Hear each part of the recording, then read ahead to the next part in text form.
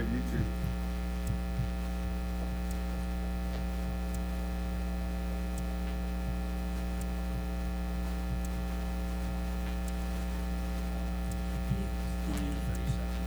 Delay.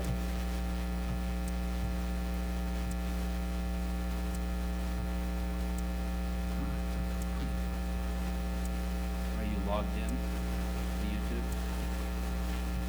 To Yeah. your stream? I'm logged in, yeah. It's Okay. myself, yeah. So then you're gonna wanna go to, Is there like a live or something? yeah, well, Is it just YouTubeLive.com or something? YouTube.live?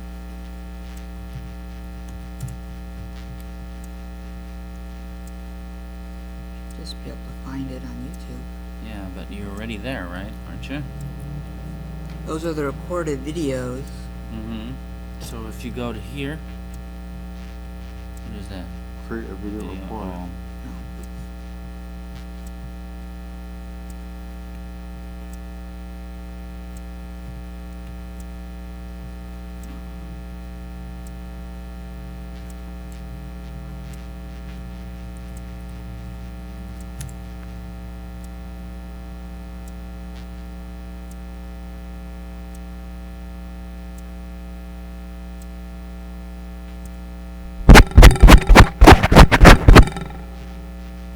Would it be at the top? No, that's live. Right now, right there. Is that 12, that's 20. Why does that one say live too? 12:24.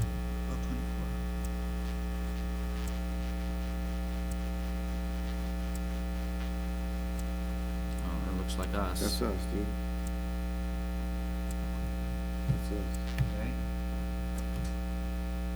So what did you have to change there, Jay? Or what did you have to do with that?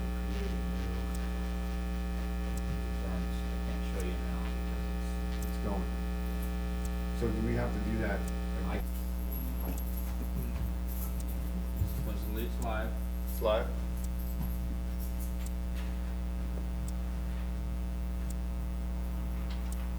So if I'm here talking and discussing topics, I'm hoping that it's also being recorded.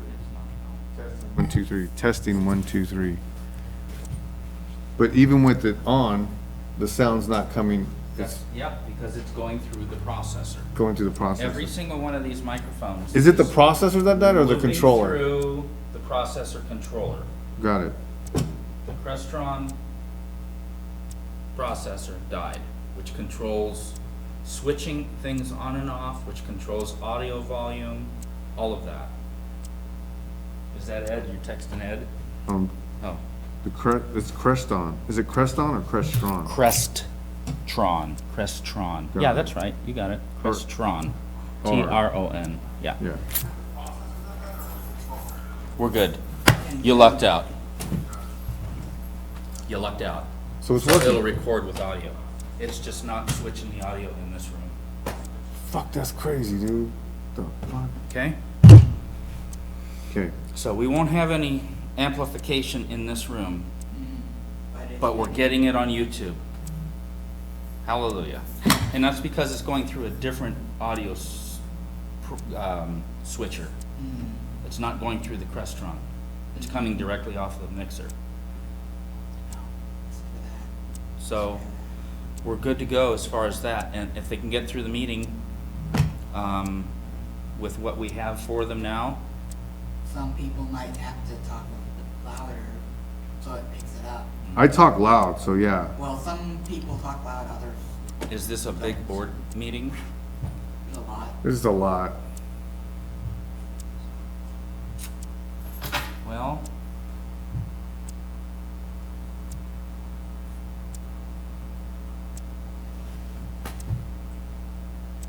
Okay, stop this live stream. Yeah.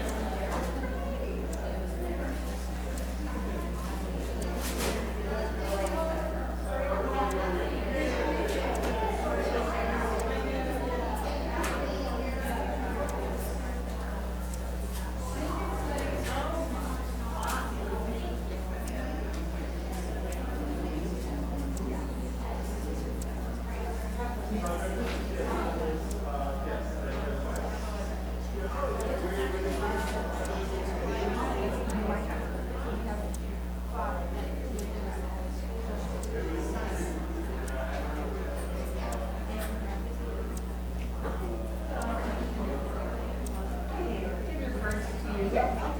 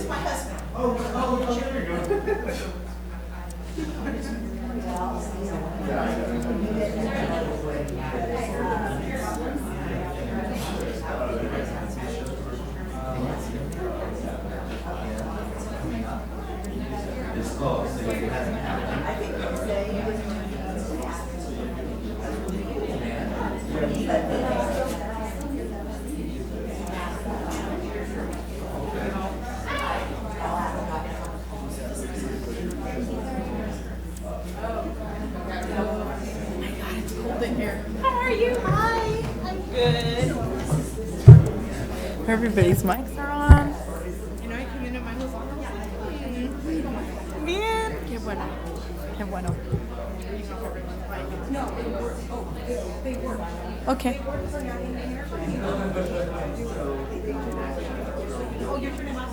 Yeah. Oh my, because they're gonna get here talking 40 minutes. Where we forgot.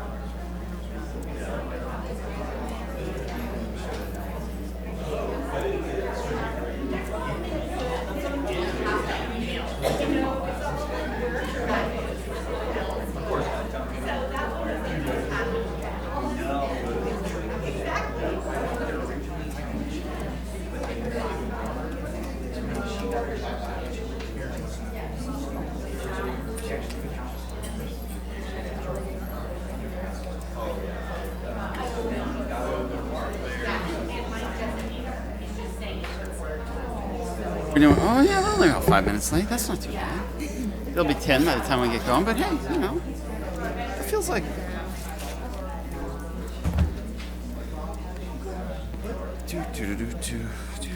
All right, what do we got? Oh, there it is. Uh-oh. Uh-oh. Oh, that's not good. Really? Let's hope the power lasts. So proud. There was a coup, and she's left in charge. how did I not get the power cable? That's... It's just one of them days. Like, this week has been...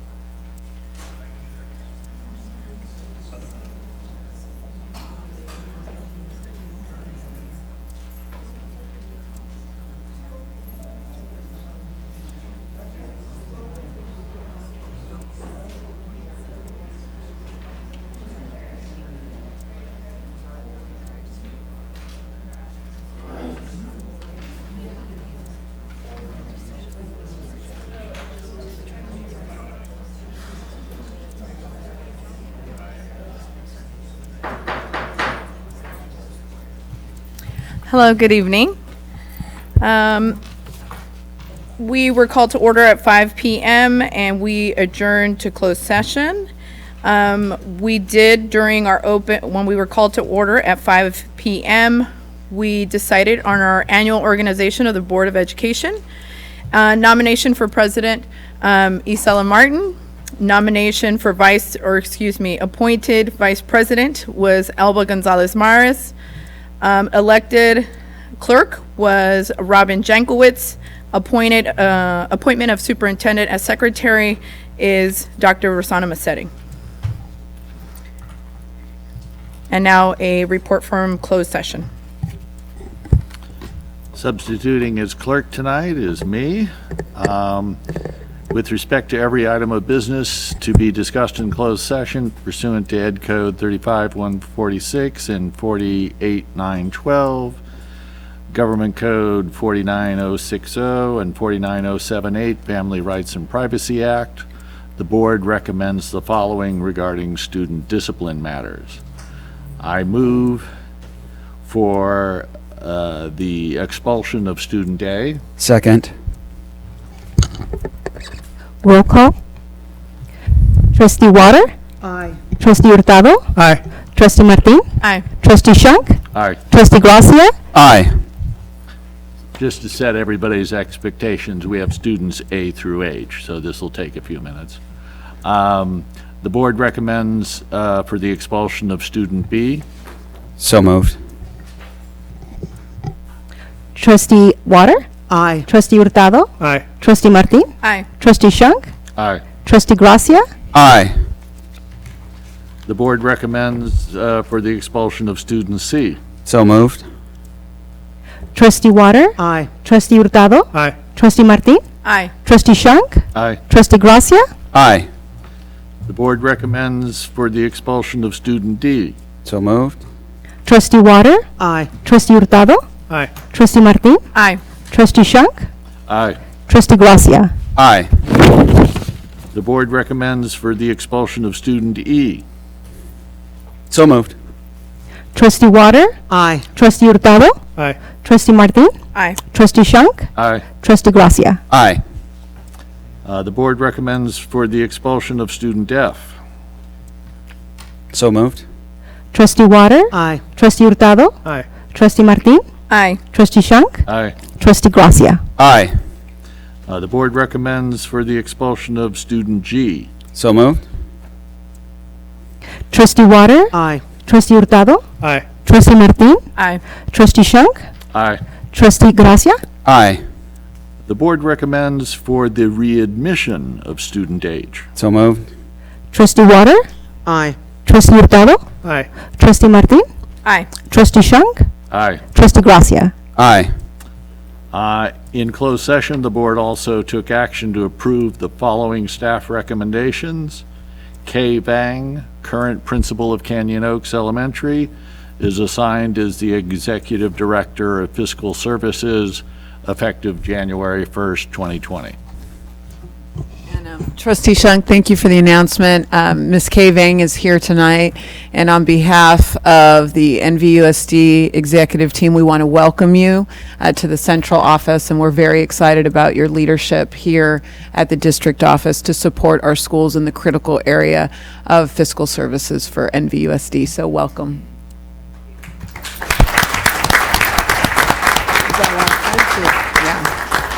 And it's just really, really exciting to fill a district office position with an internal person who knows our NVUSD community well, so congratulations. And Rob Manguala, you're a lucky chief business official.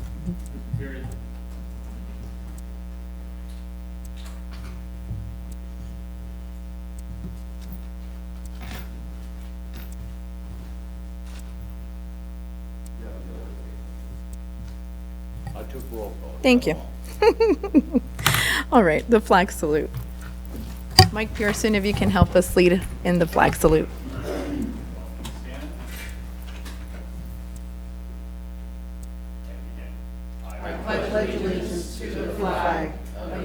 States of America and to the republic for which it stands, one nation, under God, indivisible, with liberty and justice for all.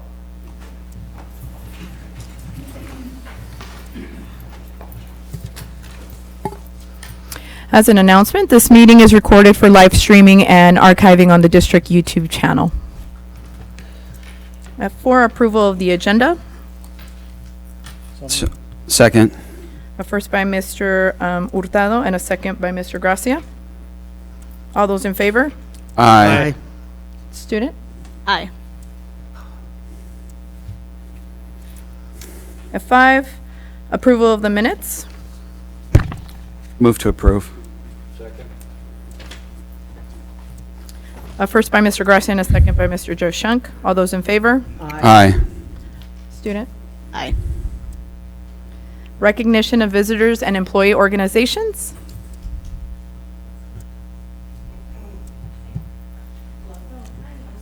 Your name and these, Leslie Walder. Well, thank you so much. Welcome. Yeah, and welcome, just for the board to know, Leslie is the new president of NAPS behind Dr. Corinne Gomez. So welcome and thank you for being here tonight. Public comments on non-agenda items.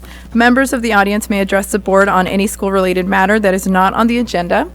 The board will not take action on any issues raised during this section of the agenda, inasmuch as board action is limited to posted agenda items. Speakers are requested to limit their comments to a maximum of 3 minutes.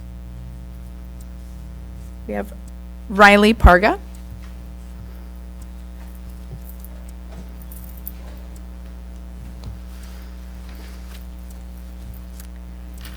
Hello and good evening, trustees of the Board of Education. My name is Riley Parga, and I am an 8th grader at Harvest Middle School. I was recently targeted at Harvest Middle School for a dress code violation. I was wearing this same exact outfit.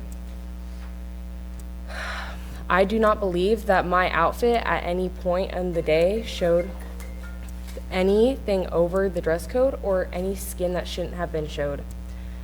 I value class time and I value learning, and I did not want to miss anything. I am here to ask for a discussion about the NVUSD dress code's policies. The dress code is inherently sexist and discriminately targets girls, and girls need to be in class, not getting in trouble for dress code violations. I'm concerned about what NVUSD dress code violations are teaching young girls like myself to value in life and class time. I request issue to be placed on the next board meeting so students can have an input on the changes being made. Thank you for your time. Riley, was that your name? Yes. I got it right. Okay. Riley, are you here with your parent That is or a guardian? watching right now. Okay. Can you go ahead and just provide your name in writing to Miss Marianne Valles, who's our assistant superintendent, so that we can follow up regarding the issue that you brought up tonight? Yes. Okay. Thank you for being here.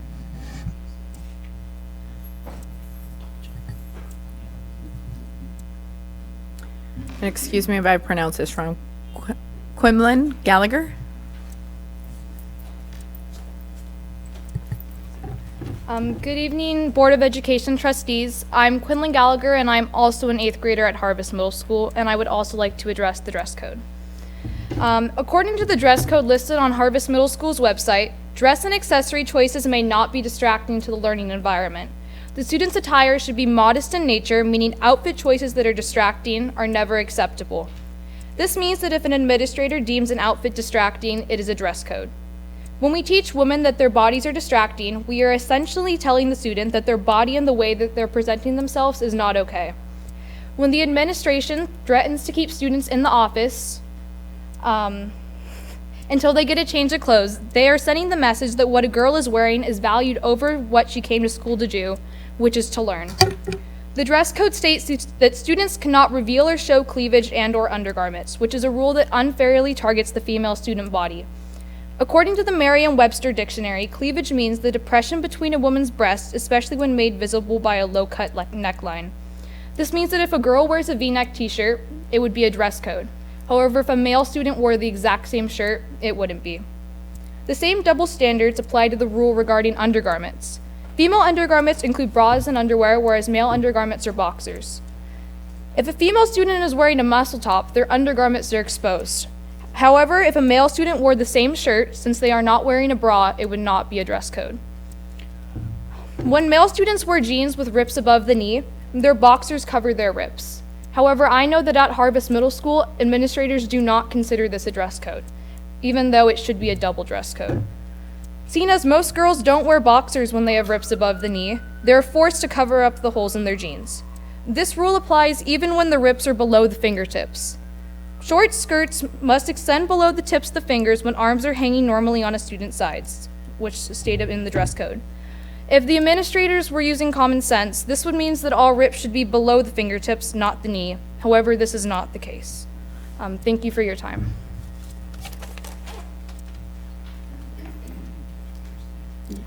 What was her? Quinlan. Hi, Quinlan. Can you also go to Ms. Valles, please, and provide your name? Our Assistant Superintendent of Instructional Support Services, and we will follow up. Jason Kishinev?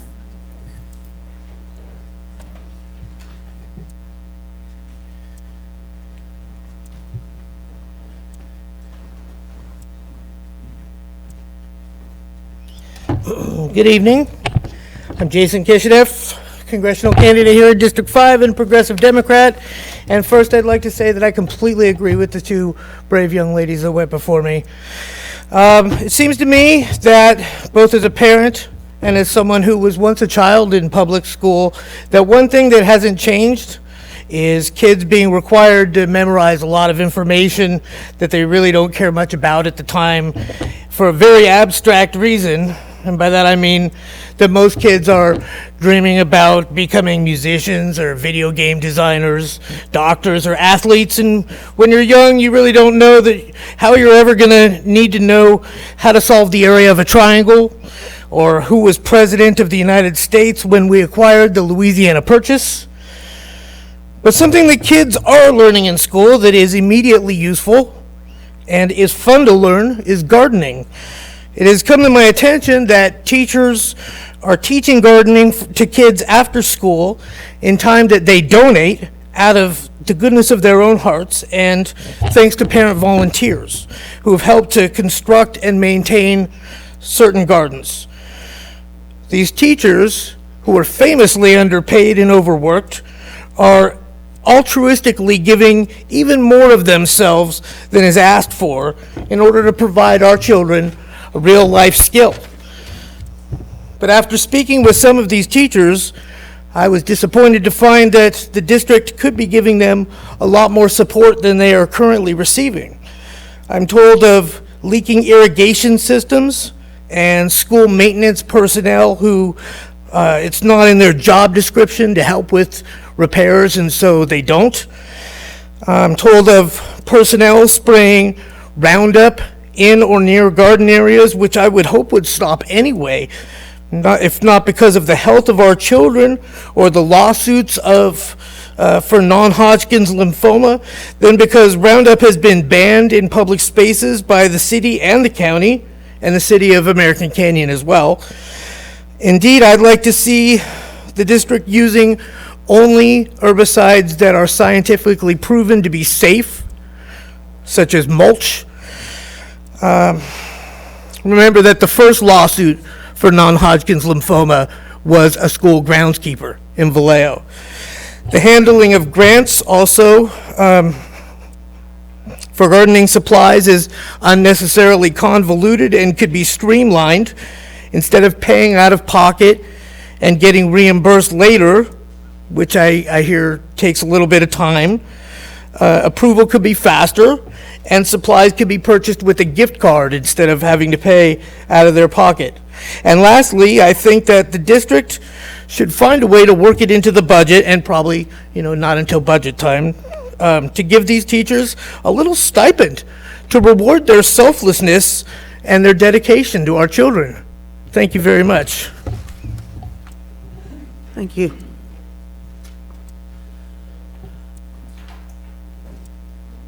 President Hurtado, as we transition into the next... Sorry. I may look like him from time to time, but it's okay. President Martin, as we have guests here, so I'd like to request that at the start of reports, if we can move item H2A to the top of reports. Okay.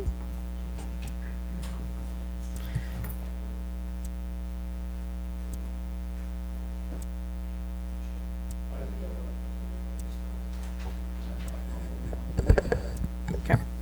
We'll move to reports. H2A will proceed Board Education Student Board Representative reports. And so tonight, as part of my report, this is part of my report tonight, I want to invite the president or the executive director of the Education Foundation, Ms. Jennifer Stewart, to the podium.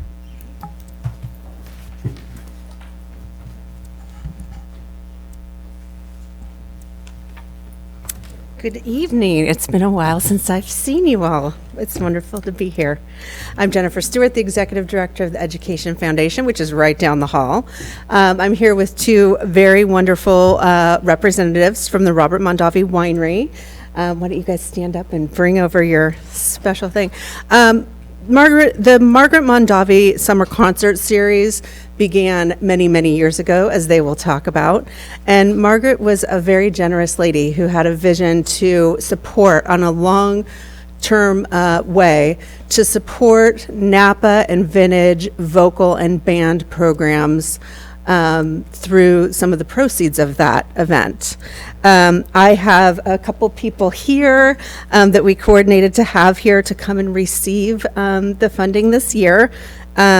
Monica, I know, is here, the principal of Napa High School, also Mike Riendo, the band director, Brendan Galvin from Vintage Band, and Mark Teeters with Liz from Vintage High Vocal. So why don't you guys all come up, and then you guys all come up, and I'm going to hand the microphone over to you all, and we're going to make everybody happy.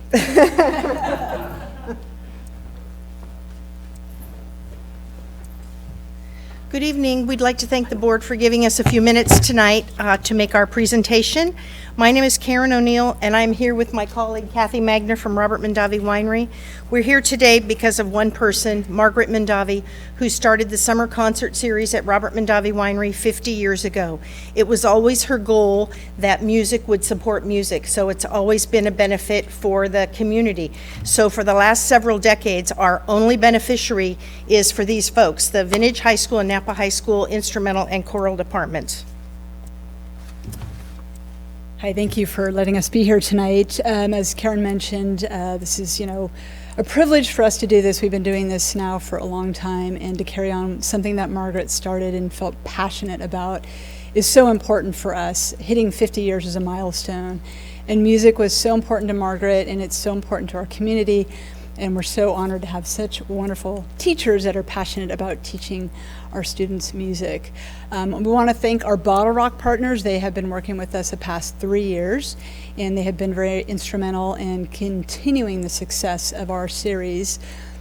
And we'd had a great season. It was a sold-out season. We were profitable, and we reached out to our parent company, which is Constellation Brands, to give some additional funding support because it was our 50th year. So we are very excited and privileged to donate a sizable donation this year. And I also want to say that we want to thank both Napa High and Vintage High for allowing some students to come and perform this summer. It was important for us to showcase these students, to show our guests that attend the concerts where the money goes. So we are donating back in honor of our 50 years, $50,000 to the schools. So $25,000 for each.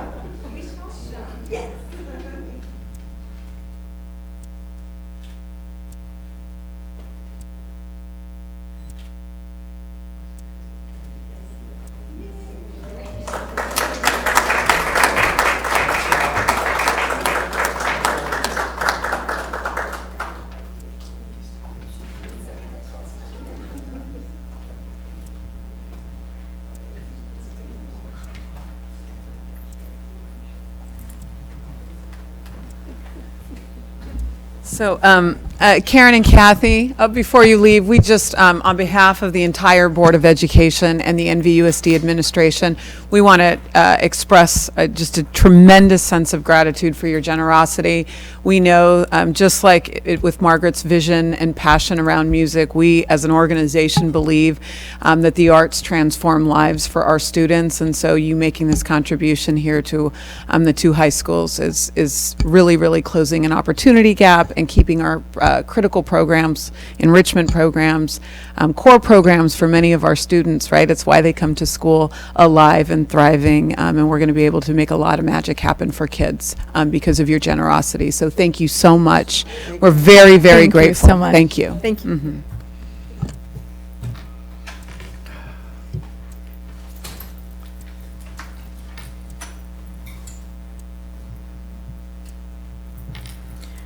Reports, Board of Education and Student Board Representatives. So for this week's reports, I really don't have much, but it's that time of year, finals. And well, for my school, we're doing midterms right now for our second trimester. And last week, I got to attend the peer court, and I had the opportunity to be part of the peer panel. And it was a really good experience, and Isadora, the leader, she asked me to if I wanted to be one of the representatives for one of her case, and I said yes. So I'm gonna be looking forward to that, and that's pretty much it. That's all I have. So on the 19th of November, I visited New Tech. I learned about some of their interesting upcoming activities that are happening on campus, like their Christmas social. And on the 21st, I attended the Band Bonanza by the Napa High Jazz and Marching Band that was held in the district auditorium.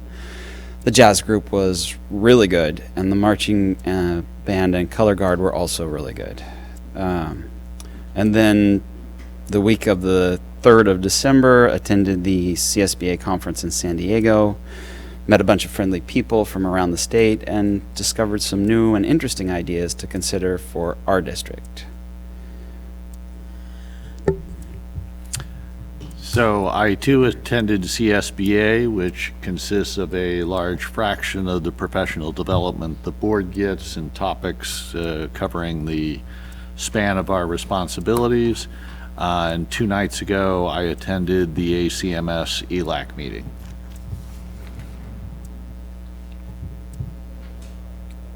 I was able to also participate in the CSBA conference. Also had the opportunity to present with Dr. Rosana Massetti, Kristen Nelson, and Alba Gonzalez Mares with regard to our Napa Valley Unified School District Wellness Program. Well attended. We got to speak about some of the challenges that we were facing in our district, and kind of some of the limitations that, you know, to push forward some of our wellness programs in other schools. And it was interesting to see that we got a interesting mini applause in the middle of the seminar, especially being that, you know, I said, well, you know, it's tough, especially when we have a couple of roadblocks, but, you know, we have a tough superintendent that is a powerhouse, and she's moving through and giving us the information as clear as we'd like. We've liked it so far. With that said, I met an array of school districts going through the same thing that we are going through, from declining enrollment to closing schools and future closures, and also had interesting conversations on how quick and swift we actually had our closures of schools, but that they were done correctly. So we were able to confirm that there wasn't a step skipped in the process of our school closures. Happy to say that I have been elected, well, actually I've been appointed to First 5 Commission in California to represent the second cohort representing Napa County. And so my leadership would start with the First 5 second cohort starting January 1st of next year. And so I had a few words for Jose right now. It's okay. So when we opened and we were called to order in open session, and I, you know, received the gavel from Mr. Jose Hurtado, I kind of wanted to wait for a little bit of people to fill the room. There wasn't anyone in here. I'm like, that's not fair. And so I wanted to let you know, Jose, that in these 3 years on the board, you and a few other board members were really strong guiding lights. We made very, very important decisions here. They were tough. They were tough. So truly receiving a gavel from you, it's like, oh my gosh, you're my dad. So I really, really appreciate it. It's an honor receiving the gavel from you this evening, and I hope that I represent you all well. I'm sorry I'm a crybaby. So it's just truly passionate, the work that we do and how hard the decisions that we've come upon throughout these 3 years that I've been on the board and the future ones that we're about to face, that I'm glad you guys confided in me to be your president. Thank you.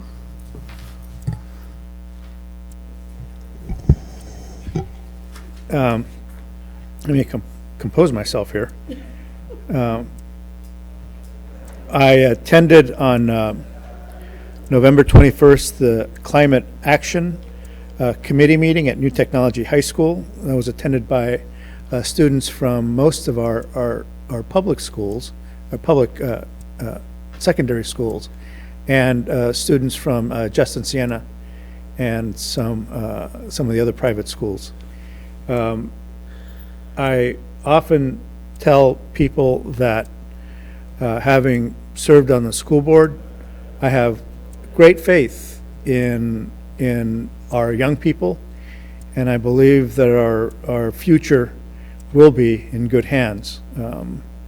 And I saw a room full of world leaders who appreciated the wisdom of someone way older than they are. So that was really something. I also attended the CSBA conference and had an opportunity to present on interest-based problem solving with Ms. Dana Page and Gail Young. I was a fifth wheel since they pretty much held the room. Thank you for allowing me to participate in that. I have a long history with the interest-based process, so thank you for sharing the room with me. A lot of the work that I've done in the 40 years I've been involved in my community has been to encourage our young Latinos and Latinas especially, since the only two people, one of the only two people I'm afraid of in this world is my youngest daughter, Rebecca. I hope she's not watching, because she is a fierce defender of human rights, particularly as they pertain to women. I am a big supporter of women in leadership roles, and it doesn't surprise me because from the first time I met you, Isela, which was 4 years ago, I knew you were destined for leadership. So thank you for your kind words, and I look forward to serving under your leadership. Well said, Jose. Well, let's see. The last time I was here, I forgot to mention that I went to the Day of the Dead commemoration over at the Boys and Girls Club, and the kids from Valley Oak took a leadership role in that, and it was fun to see the principal, Maria Cisneros, again, with whom I used to work over at Napa High, and it was really. I don't know, I'm almost 70 years old, and I've been attending a lot of funerals, and I was walking around that room, and I started feeling a little bit more relaxed about death, maybe not my own, but I was looking at the pictures, and some of them were people I knew. Some of them sadly were some young people, but still I was looking at them, and I was having some happy memories of interactions with people who are no longer with us, and it was a very nice thing to do. And also, the Valley Oak kids were selling some really good food, so I always like that. Then I went to Shearer's School when some philanthropists were visiting, the On the Run people, and you were there, and walked around and looked at their programs, and that was very enjoyable. And the elementary school children were working so hard and really anxious to explain what they were doing to us. And then the day after that, I went to Vintage High School, and Crystal Clark Panserini, the art teacher there, was holding a week-long panel on creativity, and it was fun to participate in that. I appreciated being invited to it.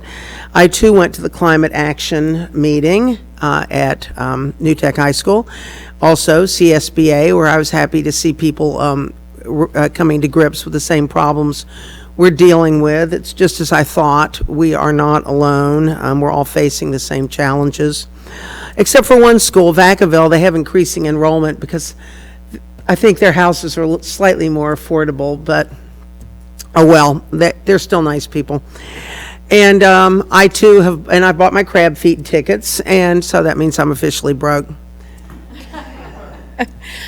I'm just going to mention something that you said. So the Dia de los Muertos at the Boys and Girls Club, it's very interesting because there's various parties that are involved. So Napa County Hispanic Network yes, is the group that puts that together. And Maria Cisneros holds a position as the community leader for Latino Heritage Committee, which she's a part of. And so she did help us greatly to put that together. And you are all invited tomorrow to Napa Valley College for their posada that will be at the community room that starts at 6:30. I'll be there. Can't pass up a posada. Can't pass up a sole. We'll have tamales. We'll have tamales. Okay, I'm there. For real. It's always hard to follow you, Trustee Water. I go everywhere. I go everywhere, especially if there's food. Oh, no, I mean in this order of. Okay. So, before I toss to the assistant superintendents, I'll briefly give my report. I also want to thank past President Jose Hurtado for all of his support. I've now had the pleasure of first working with Joe as president, then Jose, and I really, really appreciate all of the support and your leadership and courage that you've provided us as a governance team over the course of the last year. And we don't know what your future plans are, but it may be your last presidency, or could be. No, you can stick around. Stick around, but it definitely a memorable one. You served as an anchor for us through a lot of challenging decision making, and so for that I want to say thank you. And I'm excited to work with you, Isela, so welcome on board. And I think that our veteran trustees have done an extraordinary job of preparing you for the position, and you also bring lots of great natural skill to the role. So. Oh, it's an honor. Okay, all right. My apologies for that. So just a few things. Trustee Hurtado mentioned the Schools for Climate Action. I did meet with Isabel Martin, who's serving as the student chair in a in the year 2020. And we're planning for that for a number of our classified employees, computer training, safety workshops, customer service, leadership, and occupational specific training will be some of the topics that will be offered to our employees. And then finally, in our Measure H bond program, we have several projects underway. Finishing kitchens at Shearer and McPherson, groundbreaking at Fishy and Browns Valley, finishing kitchens happening in January, DSE approval of security fences for Shearer, McPherson, and Donaldson Way, roofing projects in design process, the quad work at Harvest Middle School design is nearing completion, snow landscaping continues, foundation work is finishing at Napa Junction. Actually, I think they're supposed to be framing next week. And then finally, the staff is gearing up to move River School over the winter break and opening up River School on Monday, January 13th, and to year 2020. And this concludes my report for tonight. Thank you.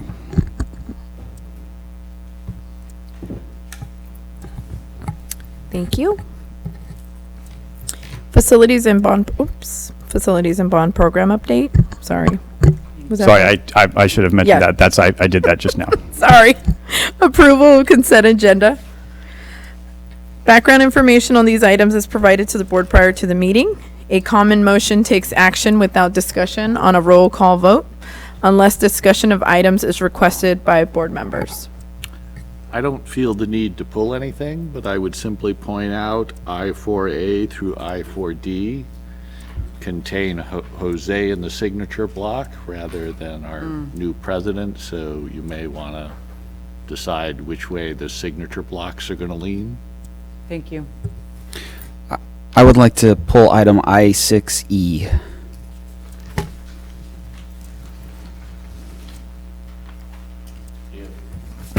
If that's the only item, I'll move the rest of the consent agenda absent I6E. Second. A first by Joe Chunk and a second by Mr. Gracia. Roll call. Trustee Water? Aye. Trustee Hurtado? Aye. Trustee Martin? Aye. Trustee Shank? Aye. Trustee Gracia? Aye. Trustee Stewart Madrigal? Aye. I6E. On this item, there were just a few things that I wanted to clear up for the general public. One was the upgrade to the farm that we made. It was something that was unexpected in my mind because we're getting ready to sell the farm, but it turned out that we needed to correct this situation right away because it was a safety concern. So it was an important piece for us to spend some dollars there to keep the students safe. And then the other one was a valve that the Van Wendens worked on for $1,000. And I thought, boy, that seems like a lot for someone to go check a valve. But turns out that it's a double check valve, which is actually the name of the valve that was replaced. It's not them going to check a valve. So, that was something I thought that might have been confusing to the community. But with that, I would say I'm ready to approve, so I'll move to do that. We learn all manner of things being on the board. A first by Mr. Gracia and a second by Mr. Hurtado. Roll call. Trustee Water? Aye. Trustee Hurtado? Trustee Martin? Aye. Trustee Shank? Aye. Trustee Gracia? Aye. Trustee Stewart Madrigal? Aye. Presentation and discussion items. Discussion item J1, general services. J1A, discussion of board monthly stipend increase as part of an annual organizational meeting.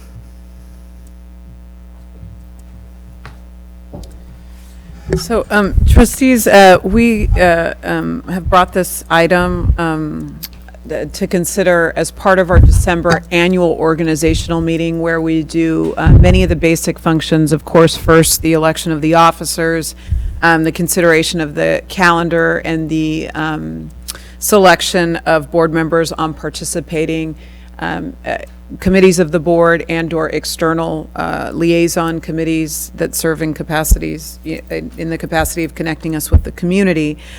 We thought that it would be worth the board considering this being part of the routine potentially at the annual organizational meeting. Many boards do this as just part of their annual routine housekeeping. And so as we have goal 6 in our strategic plan around governance improvements and adjustments and refinements, we're just bringing this as potentially as part of the protocol for you to discuss as a board on how you'd like to proceed. I do want to recognize that as the item describes, that the school board has not considered adjustment to the monthly stipend for approximately 2 decades.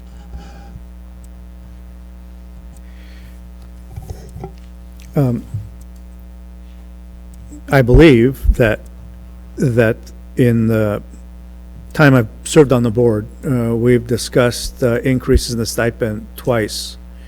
And once it was during a very bad budget cycle, and the discussion was really around the fact that our superintendent was at the time refused a pay increase. And so the board, in solidarity with the superintendent and our constituency groups, decided that we wouldn't award ourselves the 5% increase in the stipend. The second time, it was just kind of, I think it was just a topic in passing.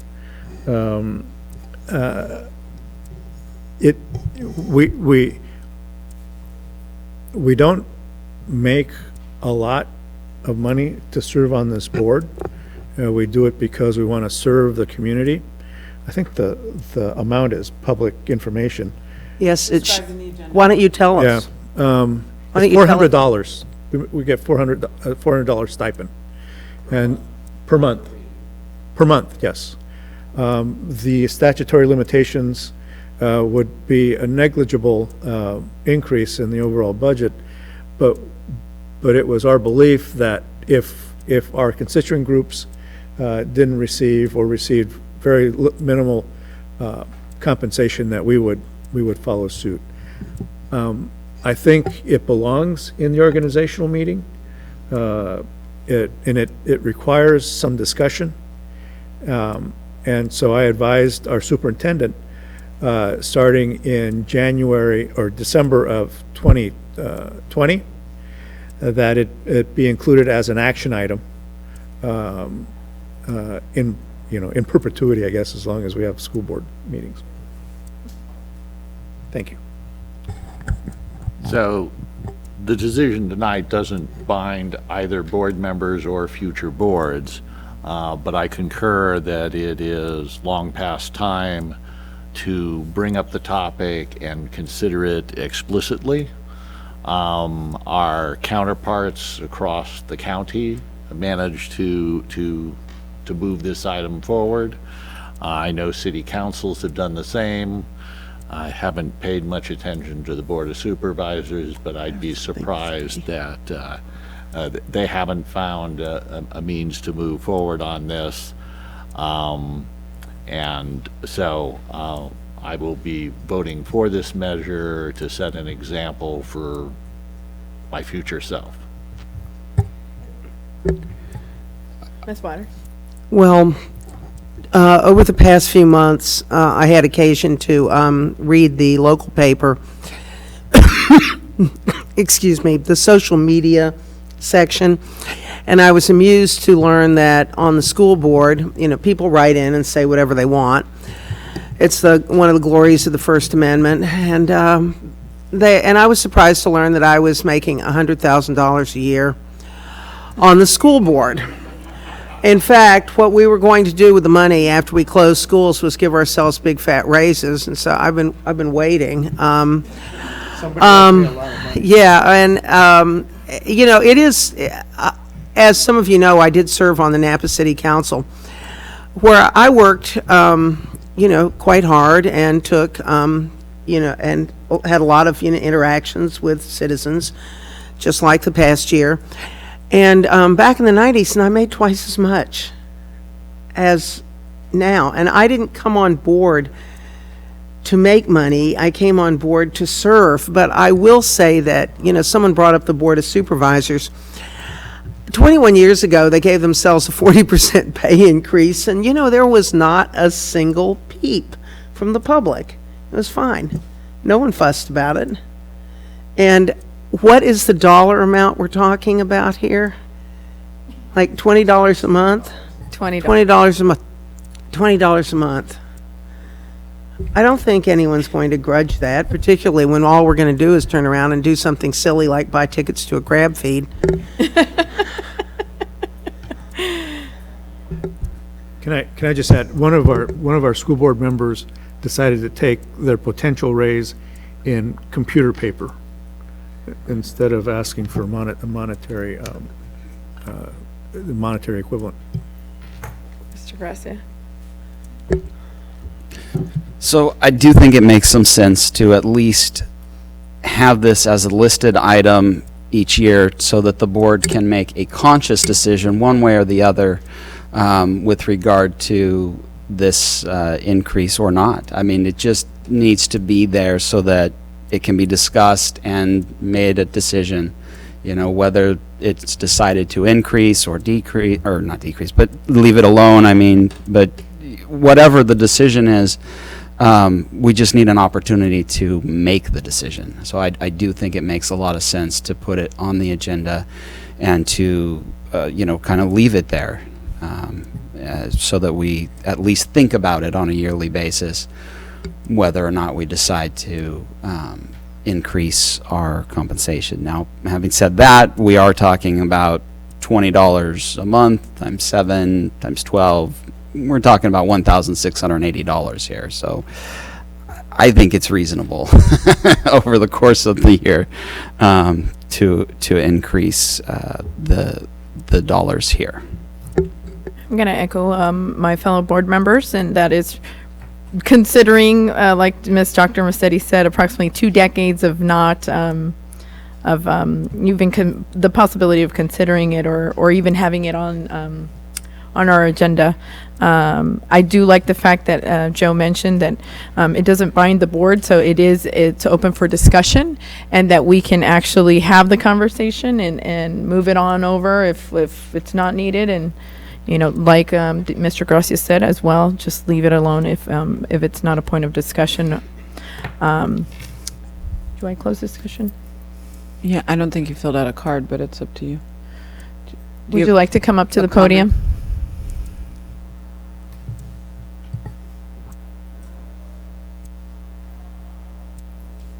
He's a regular. Mm-hmm. I'm Charlie Jones. I'm here to support the discussion.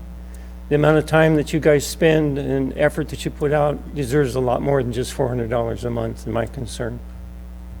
And $20, I mean, that's almost an insult. Well, you're here with us, Charlie. I know, but I'm free.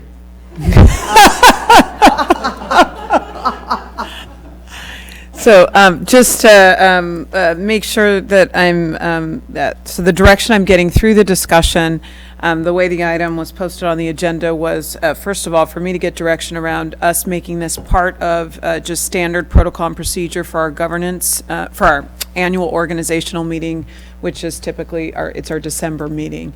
So I'm sensing that that's the direction that we are getting from the school board. And then through the discussion, we did not, because this was the initial time that we're discussing it, like Jose clarified, it's been talked about twice, but if we make it formally an annual routine item, it was not agendized as an action item this evening.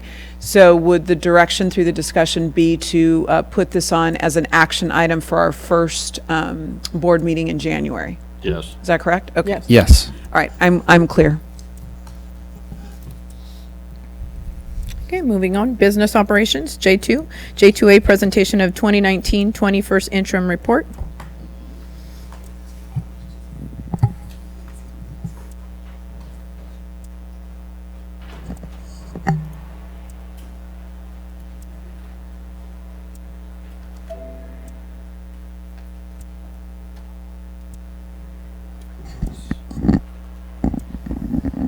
Am I allowed to hold the mic like this? What's that? I can probably do that. I do want to click through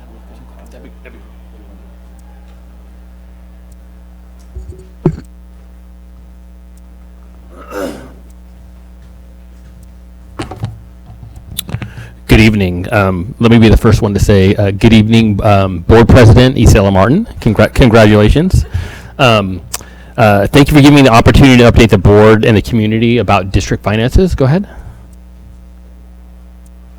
Go ahead.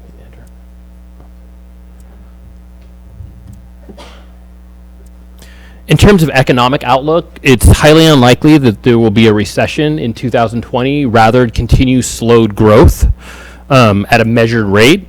There will likely be continued financial market volatility in terms of what's happening in the political environment. That will continue to contribute to that, along with questions about trade deals and whether that'll end up happening or not.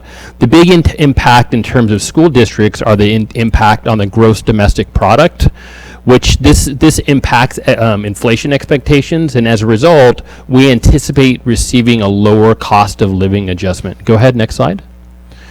So this slide, what demonstrates is we are at a historic, almost all-time low in terms of inflation. Inflationary expectations are very low. Even with a very accommodative Federal Reserve, where we see interest rates continue to go down, and they're very accommodative in their open market policy in terms of pumping money into the market, interest rates still are at an all-time low. However, when you have lower inflation in terms of what happens with school districts, you do end up getting a lower cost of living adjustment. Go ahead, next slide. One of the biggest impacts that we have in terms of what's happening is it's actually the demographics in California. There is a dramatic shift in demographics in California. And so what you're seeing is you're seeing something where you actually have people in the 0 to 19 age, and in the 65 plus age, there actually will be equal in the very, very near future. So we have a population that's essentially aging out. Our population here in the United States is becoming very, very similar to Japan. And so when you have an older population, you obviously have less students coming through our school system. And as we know, students generate revenue for school districts. Go ahead, next slide. And so this is probably, again, another one of the more scary slides. So if you look at this slide right here, you can see that the population from 2016-17 up until 2020-21, it's been relatively stable. There's not a huge difference in population. It's about 12,000 students that have gone down. We've had a decrease in population since that time.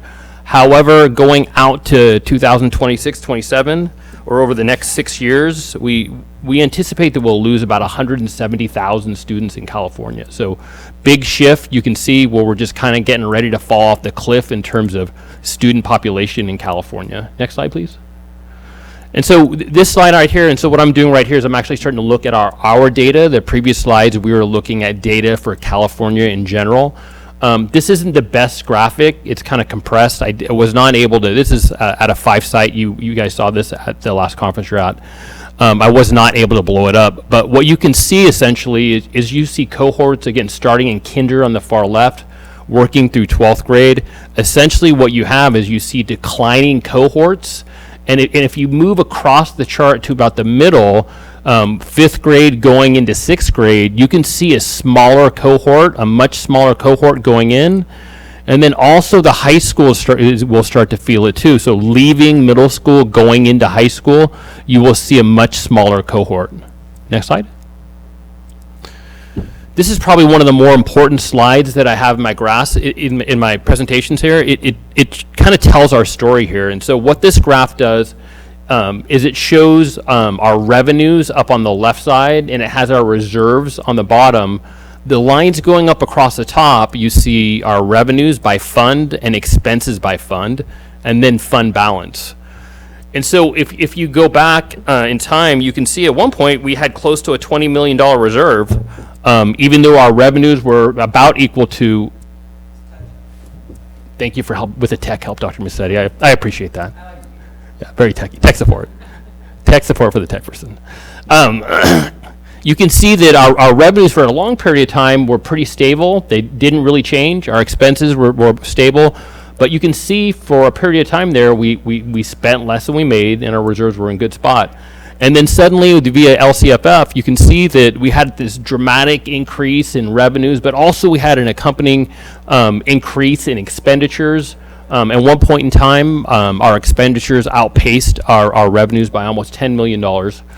The other thing that I want to point out here, too, that you can't see, I wish I could put this on there also, was we did actually have an increase in enrollment for a period of time, which resulted in that, and you'll see that in some of the next slides. And so it's not just that we're spending a little bit. We were actually in this period where for a long period of time we had increasing enrollment. It's easy to assume that that'll continue. It's very hard to see that all of a sudden you're going to have this decline in enrollment that you haven't had, and it takes you a couple years to actually look back and say, yeah, that's the new trend. When you've spent your entire time with increasing enrollment and it suddenly happens, the decrease that needs to occur in terms of full-time equivalent employees, it takes some time for that to kind of work its way through the system. Go ahead, next slide. And so this slide kind of shows that. And so in this slide, it goes back to the base year here. For this comparison, it's 2013. Essentially what this slide shows is it shows our enrollment over time compared to our full-time equivalent teachers in this case. And you can see for a period of time that there was actually, again, an increase in enrollment for a number of years. Again, this is just going back to 2013. And then when enrollment started to decline, it's very hard to say, well, is this just a one-year blip? Or is this a new change that we're seeing right here? And so at the time that we had decreasing enrollment, we also had a pretty large increase in employees. And then you can see the district attempted to adjust a little bit, and there was some adjustment. Kind of where we're at right now is we definitely have established the trend. Even with that small increase, we have decreased in enrollment since the base year there, 2.7%. But in terms of full-time equivalent, we're still sitting, if you look at the gap between the two, there's about a 4% difference. So there needs to be an adjustment in terms of FTE in our district to kind of match the decline in enrollment. The decline in enrollment is anticipated to be about 200 students a year, or about $2 million. Next slide, please. So some of the financial implications, declining enrollment will have a negative impact on revenues for the foreseeable future. A slowing economy will continue to reduce our revenues slowly. So a 0.5 point decrease in the cost of living adjustment will result in about $1 million decrease in revenues. Both certificated and classified cuts will need to occur every year as long as we have declining enrollment. Again, enrollment decline reduced revenues by about $2 million every year for the foreseeable future. Enrollment declined much faster than positions were cut in the past. Again, sometimes it's very difficult to see that. It's easy to look back in the mirror and say that should have happened. This will result in accelerated cuts for a period of time until we catch up. Mid-year spending increases or requests will need to be matched by spending decreases until our reserve policy of 7.5% is met. I mean, I try and hold very hard to that. People do throw darts at me as I walk down the hall sometimes, and I do take a beating for that. And I'm going to do my best to keep moving in that direction. But sometimes there's some very valid needs that we need to adjust for as we go through the year. Go ahead, next slide. Some of the other things on the revenue assumptions. On this slide, I want to talk about some of the positive things that could potentially happen. I'm not going to go through every option, but we did have to put some conservative assumptions for the out years. And so we did receive $2 million in additional funding this year for spending for our preschool special ed students. At the CBO symposium, there was there was clarity from a lot of people in the audience where they said this money will continue. However, in terms of discussions that we had a little bit deeper, the way that the language is written, there's potential for that to be adjusted downward. And so what we decided to do in the out years to be conservative, to come to a happy medium in terms of discussions that we had with the county office, we only booked $1 million per year in each of the out years. So if there's a confirmation that will change, the revenue outlook for 2 of the out years will increase by $1 million per year. The other thing that we had to be very conservative about, this year we received approximately $1 million in pension fund augmentation to reduce the cost of SERS and PERS. At this point in time, it's temporary. It's just one-time funding, and so what we have to do in the out years is we have to assume that we have to pay for that.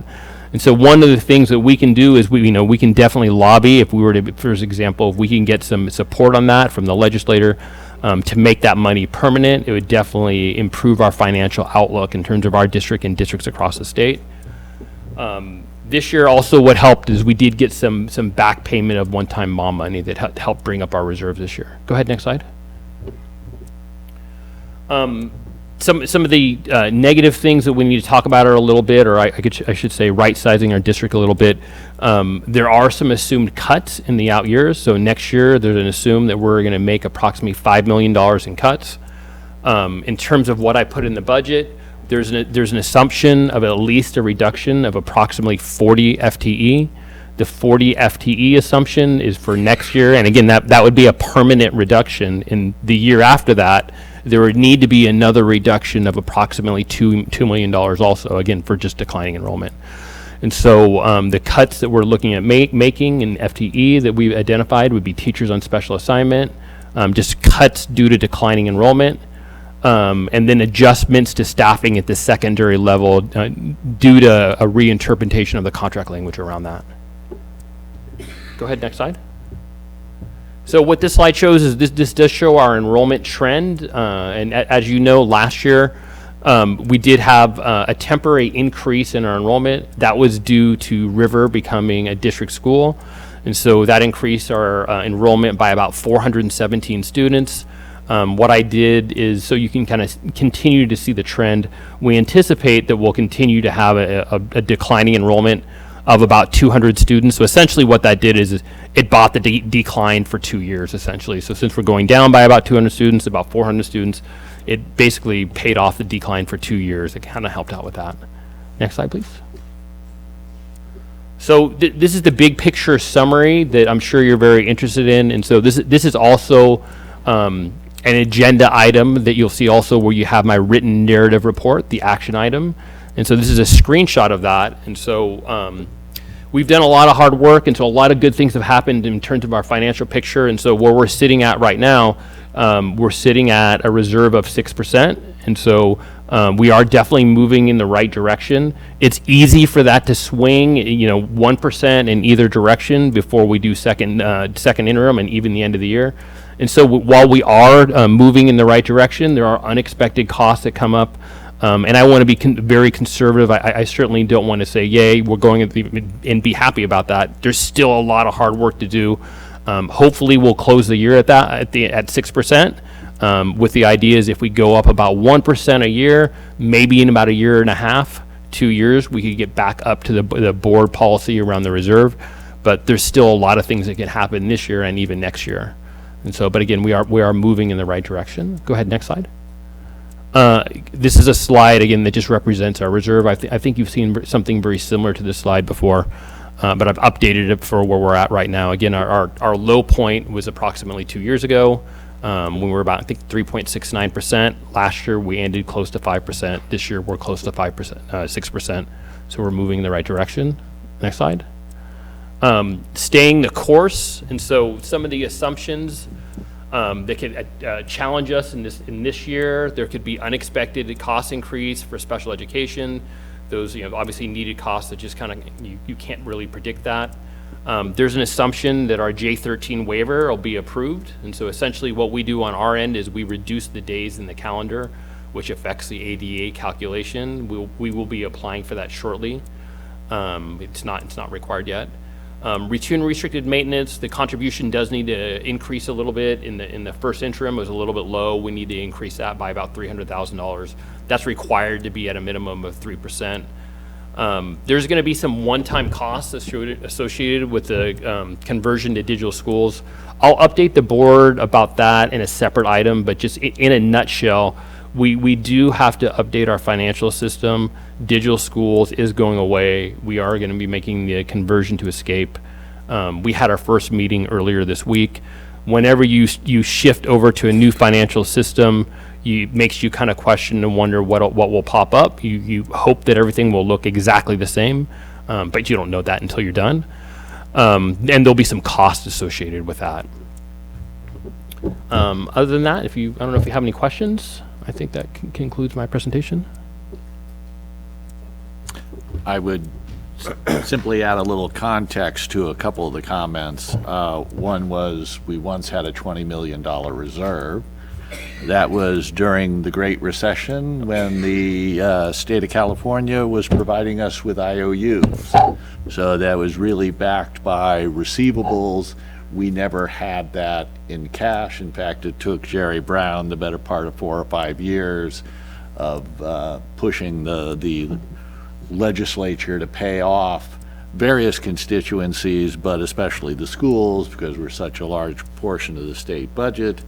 And if you remember my little history lesson from a month ago,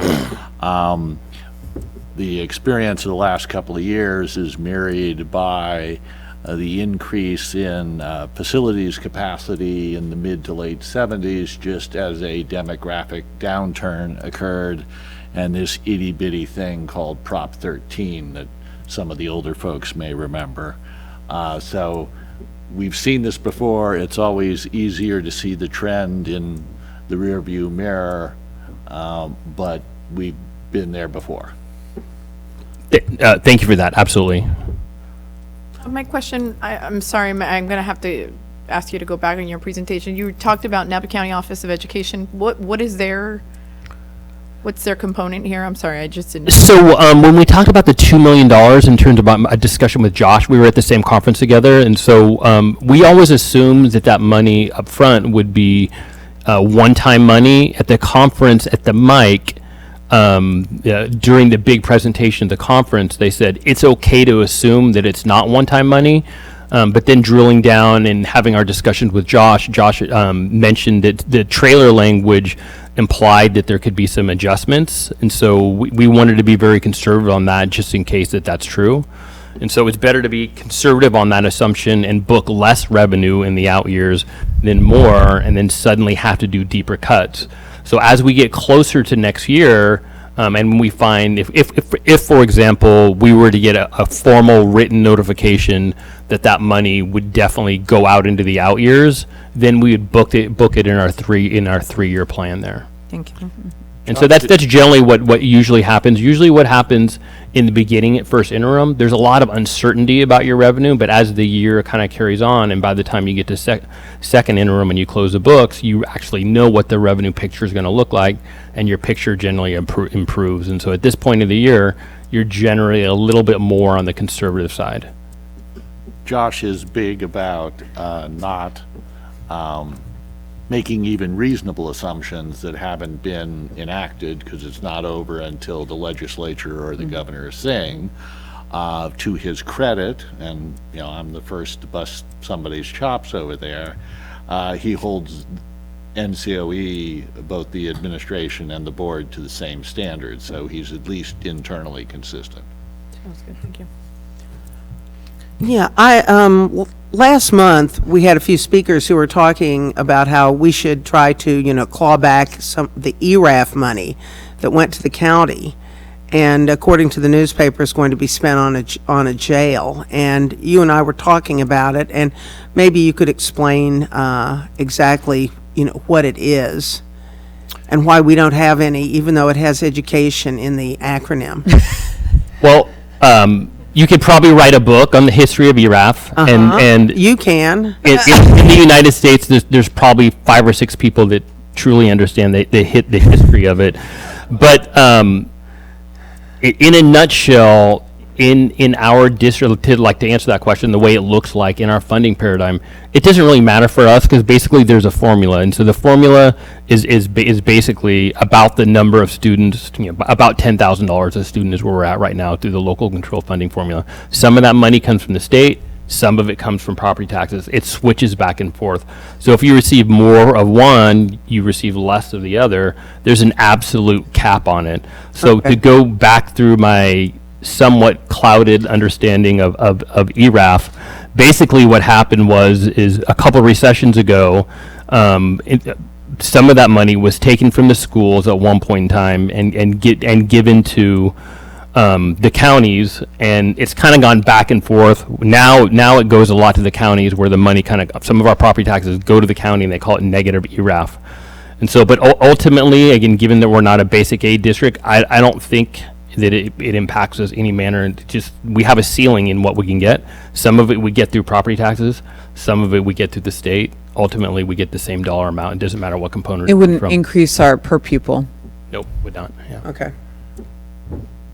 Even though it has an education name for it, I agree. Since it says education, why don't we just take the money? It's marketing, yes. I did have just a comment. It looks like in out years 2 and 3 that we begin to decrease our reserves again. Absolutely. And so it looks like we'll have quite a bit of work to do in those out years to make sure that doesn't happen. Yeah, well, there's a couple things. Going out to the third year, it's really hard to tell. So the fact that we're sitting, there's a couple things. It says a couple things. Given that we're at 6% now and 3% in the third year, somebody would say, well, you actually have too much of reserve. Actually, no, we don't. We barely make the minimum 3% right now in the third year, which is what we're required to do. But by the time you get there, a lot of different things change. So the big picture thing that we need to worry about is budget development for next year and what's happening next year. So many different things will happen by the third year. A number of different things will change. Like I mentioned, there's a couple of things that are already very conservative in the assumption. If we get a little extra revenue for special ed, we only booked half of it. It'll dramatically fix the picture. If we get 100% of that, it's going to change it. There's other different things on the horizon. The COLA decrease. Changements in COLA. So changing COLA. So. Yeah, so I want to thank Rob for his first interim in NVUSD. And there's a lot of work. I think he mentioned digital schools and the conversion that's about to happen, and that's kind of happening in the background. So, welcome, Kay, to your new world. And we're excited to see that you hung in there for the first interim report. That's good data point for us that you're here. But this idea of staying the course is absolutely critical. I want to recognize, I think as Rob has mentioned, it's a lot of the courageous, difficult decisions that the school board has made in right-sizing the district that we'll have to continue to make based on the data that he's shared today, that is going to make sure that our district stays fiscally solvent, that we are not at risk of any, state takeovers and interventions from the outside. And what this does when we internally respond to the data and make the right financial decisions, is that it does put the district in a position to continue to fulfill our mission of education.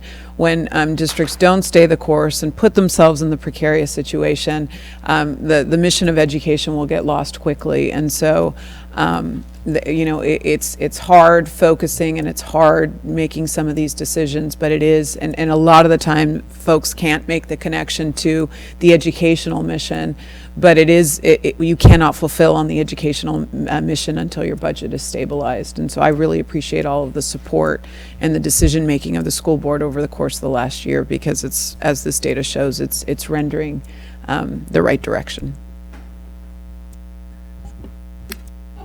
Thank you.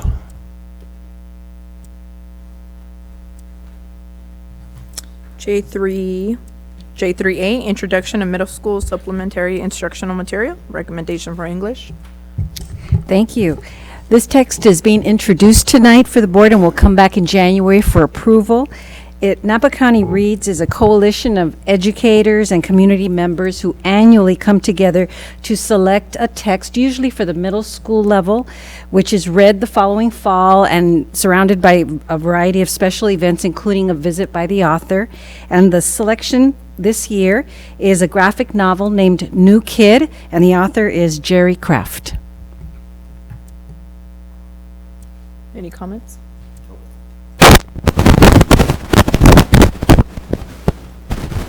Thank you. Action items. General services, action item K1A, adoption of Board of Education regular board meeting calendar of 2020-2021 school year. Move to approve. Yep. Yeah. I do want to just bring to the attention, I think the school board's aware, but I'd like to just for the public record, in the formation of this calendar for 2021, which will also become part of our organizational meeting, we'll just have the calendar ready for the upcoming year. You'll notice that there are two non-business meetings. They're articulated as celebrated for schools on the meeting, the list of dates. One in October and one in March. April. Oh, there it is. Thank you. One in March and one in April. These will be public meetings, agendized meetings, but we will not bring business to these meetings. The goal of the Celebrating Schools meetings will be to invite, we're looking at 8 of our schools at each meeting to come and do a public presentation on any of the work that's happening at their schools that demonstrates progress, accomplishments, and celebrations of implementation of our strategic plan. And so they will be held in the theater, and we hope to invite lots of community from those schools. We have 32 campuses, so I calculated if we do one in the fall and the spring, every 2 years we'll see schools demonstrating strategic plan implementation and progress. And so we'll get that roster ready for you so you know who to anticipate in these cycles of celebrating schools.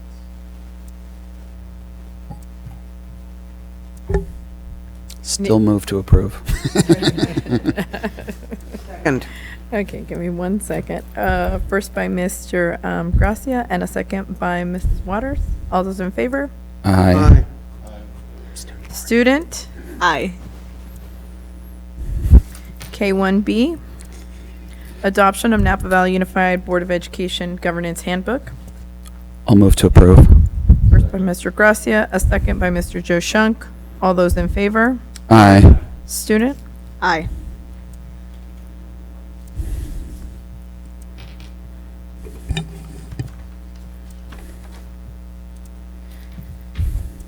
Establishment of board advisory committees. We are going to vote to establish 4 advisory committees, and that is K1 D6 through K1D9.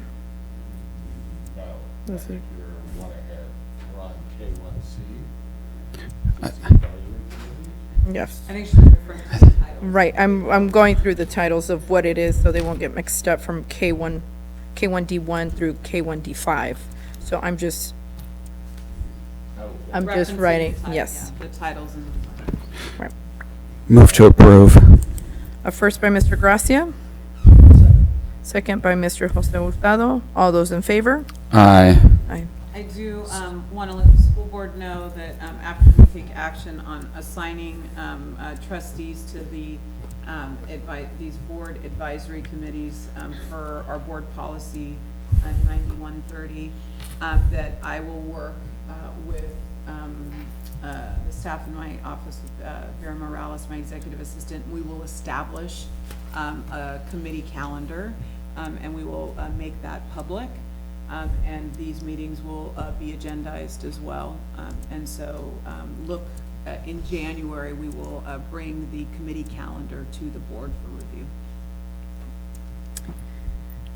K1D, board member liaisons and representative to specific committees for 2020. It is a recommendation that we, as a board, continue continuity between K1D1, K1D2, K1D3, K1D4, and K1D5, if we could still place the same representatives, if I have an approval for my board. I approve. A first by Mr. Gracia, Second. second by Ms. Waters. All those in favor? Aye. Student? Aye. Yes. And all of the current board members assigned to each of those committees have been publicly agendized.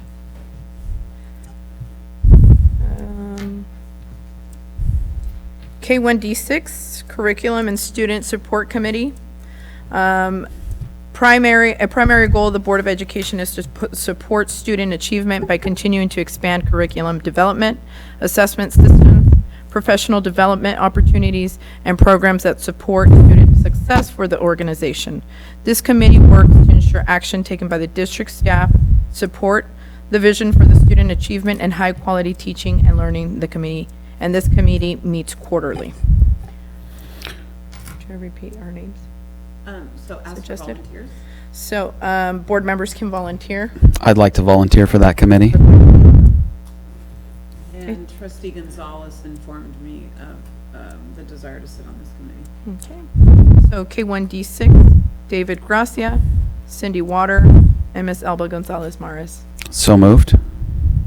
Second. First by Mr. Gracia, second by Ms. Water. All those in favor? Aye. Aye. Student? Aye. Policy Committee, K1D7. The Policy Committee meets to review and update board policies to ensure alignment with current mandates and state and federal requirements. The work of this committee ensures that district policies remain current and that updates are ongoing. This committee also considers new policies being proposed at the local level. This committee meets quarterly. I'll volunteer. Water. And again, trustee Gonzalez volunteered for the policy. Okay, Mr. Joshua, Cindy Water, and Elba Gonzalez Mares. So moved. Mr. Gracia. Second by Mr. Joe Shunk. All those in favor? Aye. Aye. Student? Aye. K1D8, Finance. The goal of the Board of Education is to ensure fiscal solvency of the district and accountability by adopting and monitoring a budget that allows the district to effectively and efficiently achieve the results described in the vision for improving student achievement. The committee reviews the budget close for the previous year first interim, second interim, and the budget model proposed for adoption. The committee meetings center around the budget development calendar, September, December, March, and June, and thus call for quarterly meetings.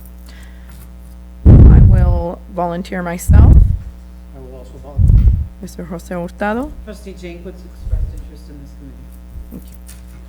So I have Robin Jankowitz, Jose Hurtado, and Isela Martin. So moved. Mr. Second. Garcia, second by Ms. Water. All those in favor? Aye. Aye. Student? Aye. K1D9. Facilities and Technology. The goal of the Board of Education is to ensure that the district facilities and technology support classroom instruction as well as district operations because of the high demand of facilities and technology projects occurring within the district. This committee meets monthly. The calendar of meetings is set by the committee and is aligned with board meeting dates to ensure that the facilities and technology project needs are met in a timely manner. I'll volunteer. Trustee Janquist expressed interest in this committee. I have Mr. David Gracia, Mr. Joe Shunk, and Robin Jankwitz. So moved. Gracia? Second, okay, he can have it. A first by Mr. Gracia and a second by Mr. Shunk. All those in favor? Aye. Student? Aye. Okay. Okay. Signature authorizations. I'll move for the approval of this item. Second. A first by Mr. Jose Hurtado and a second by Mr. Shunk. All those in favor? Aye. Student? Aye. Register of official signatures of governing board members. Move to approve. First by Mr. Gracia and a second by Mrs. Water. All those in favor? Aye. Student? Nobody leaves before they see you. Yeah, today's a sign day. All right. Business and operation. K2A, purchase of security cameras, management software and hardware, and installation services for River Middle School.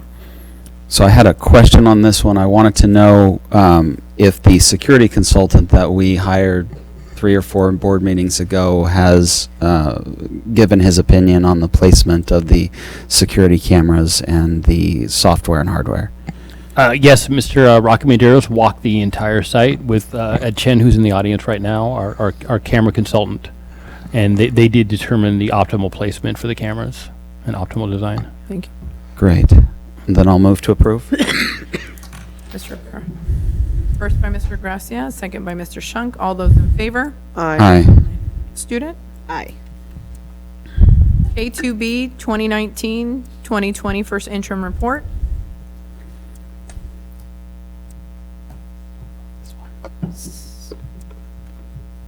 So I think the only discussion item, and I had a chance to talk to Mr. Manguala about it earlier in the week, is the expectation that over, a relatively short period of years, our enterprise funds find a way to break even.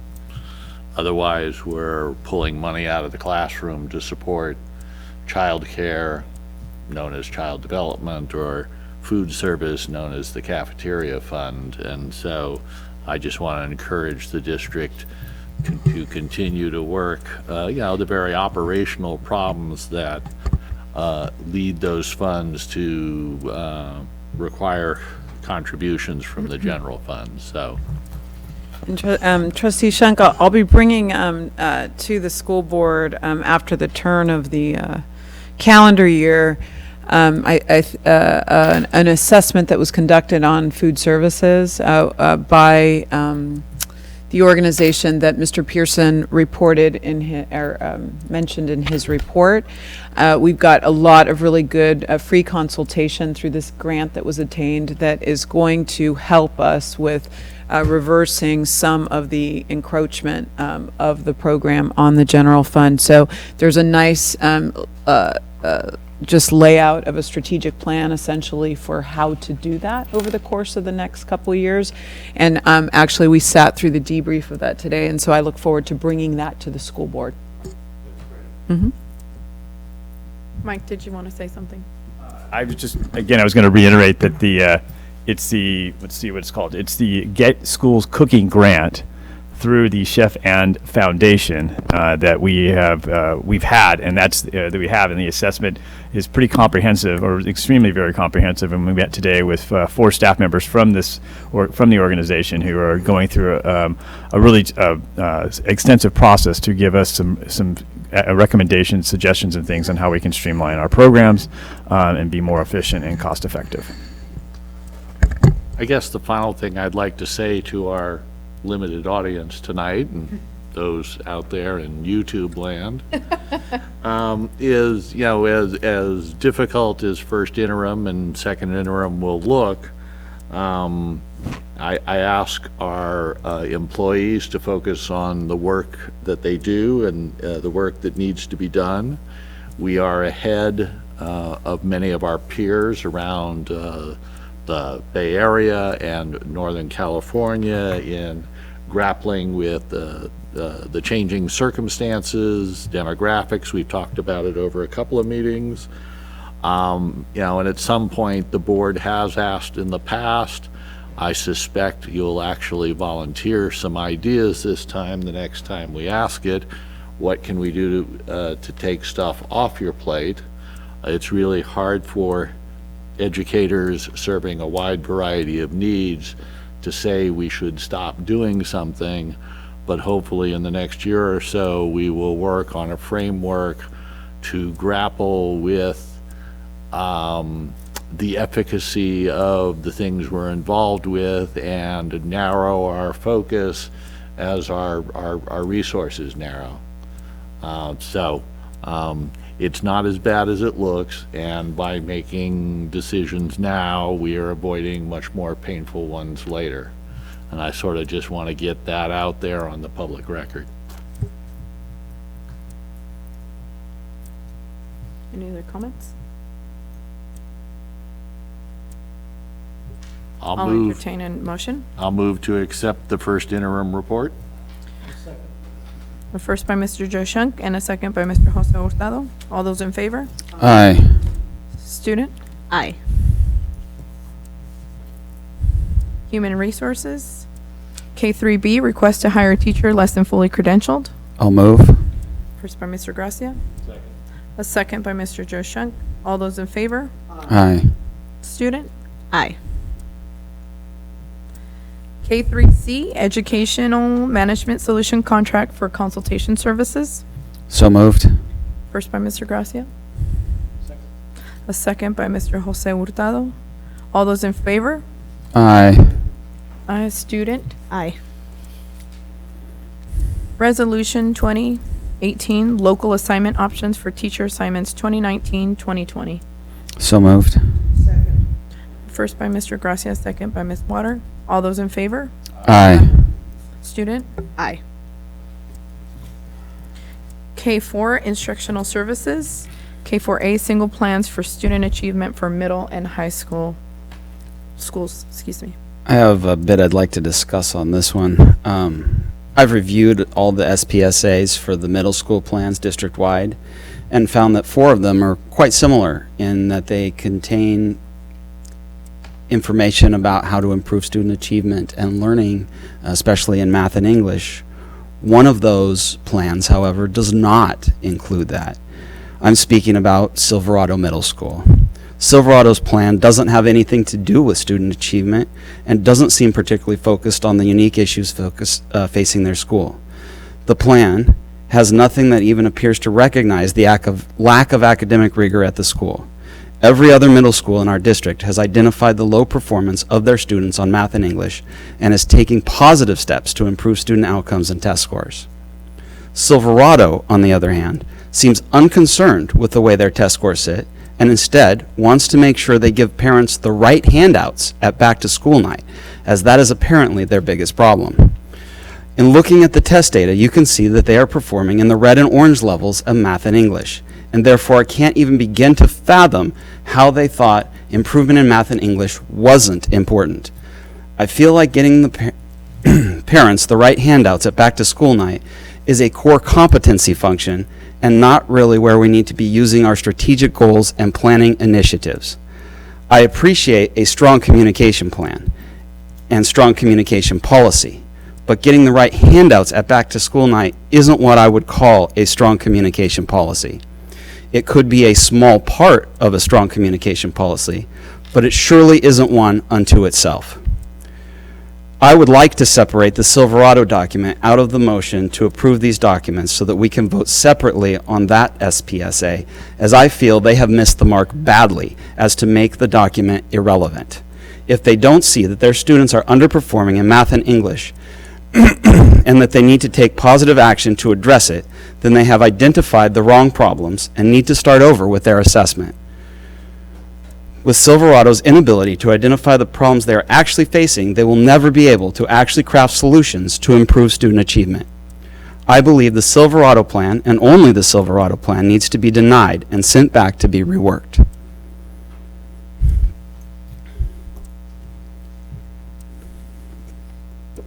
Any other discussion? Do we know why Vintage didn't have chronic absenteeism data? Yes, the chronic absenteeism indicator is only a K-8, so the elementary and middle schools receive it. I'm sorry, can you repeat that again? I didn't catch that. Yes.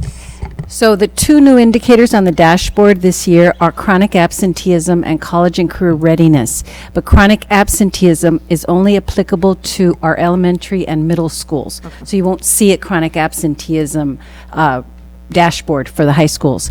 And similarly, the college and career readiness indicator is only for high schools. That one I understood somewhat more clearly. Have we done a deeper dive on the college career readiness aspect of the dashboard? Because, I pulled up a infographic on it, and it's more college than career. There are many ways that a school or the district will receive credit, so to speak, for college and career readiness. And so it starts with students who receive their diploma within 4 or 5 years of entering high school. And the other factors that contribute are proficiency on ELA or math on CASP, A through G completion rates, seal of biliteracy, CTE pathway completion, dual enrollment are all characteristics that contribute to what's called readiness or prepared. And advanced placement participation, 2 courses or But more. have we teased apart the pieces of all those elements that are causing us to be red and orange? Yes, we have. And you'll be presented with that information at the next meeting when we dig into the dashboard. Then we can dig into it then, because my assumption is in a future LCAP, maybe this spring, we'll be having more concrete plans to address that. Thank you. I'll wait. Any other discussion? In moving forward with Mr. Gracia's, are you motioning to separate? I will motion to separate out Silverado from the rest of the group.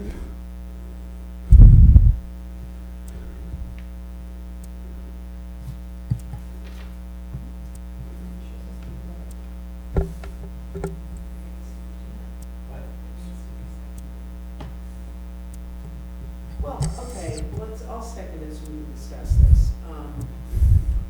So what happens when we send it back and say, can we do it?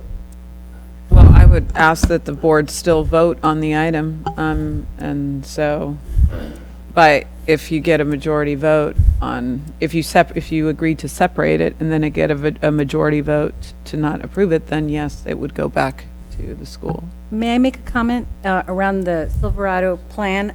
There are strategies around Wicker reading, which is an AVID strategy that they are implementing, and also some work that they are planning around ELA content teams and the work that they're doing around writing.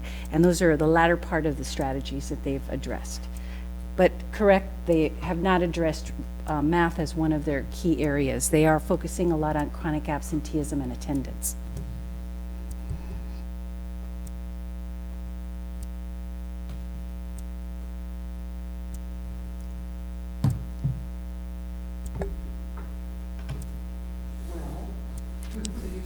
I've seconded it, so separate it, and are we going to vote on it? All those in favor? Aye. Aye.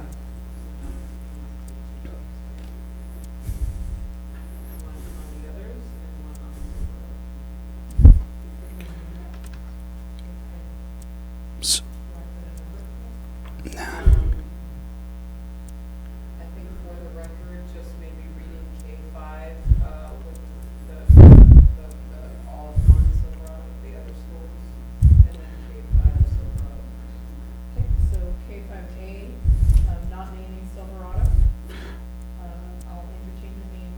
I'll move to approve all the non-Silverado schools.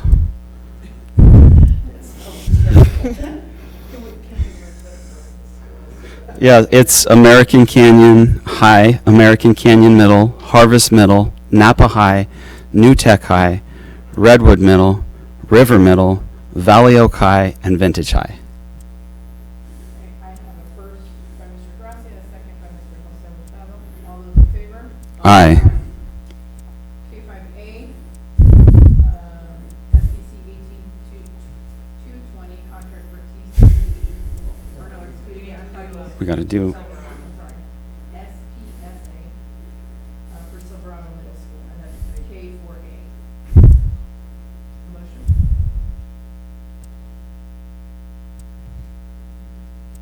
A motion to what? For the SPSA for Silverado Middle School. Well, it can be a motion to accept or reject. I mean, it's sort of up to the motion maker. Oh, well, in that case, a motion to reject the Silverado Middle School SPSA. Okay, and what? Back and is that possible? It is possible. I will second it just so we can keep things moving. And after seconding it, I'm going to argue not to reject it. Having just pulled up the dashboard, they may have correctly identified, and as much as math is one of our bugaboos, it's a long-standing bugaboo. I pulled up the chronic absenteeism indicator, and Silverado Middle School is practically one of the only schools we've gotten the red on chronic absenteeism. Given chronic absenteeism's impact to both learning and fiscal, I'm willing to give them a little leeway to pursue that as their main thing for the next year. So I will be voting against the rejection, but I seconded it for the purposes of getting a word in edgewise. Well, that's a good point. And when students are not in school, they're generally not learning, are they? So, okay, David, thank you for bringing that up. So do we? So I just want to say that I really believe that if they can't identify that they're not doing well in math and English, that's a really big problem, because our strategic goal number one is student achievement. It's not chronic absenteeism. It's not all these other things. It's student achievement. Now, while chronic absenteeism certainly could impact the learning environment and ability of students there to learn, not identifying the number one goal of our strategic plan, which is student achievement, in which they are failing in math and English, seems like a pretty big oops to me. So I stand by my belief that we need to send this back for them to understand what's really important here. And I believe that they do understand what's really important here, and their priority would be to get people. There's something going on there, and we're talking about people, and we're talking about students, and the math scores may simply be a symptom of something that needs more critical addressing, which is chronic absenteeism. I'm going to vote no, because I think there's a better way of doing this than rejecting their single plan.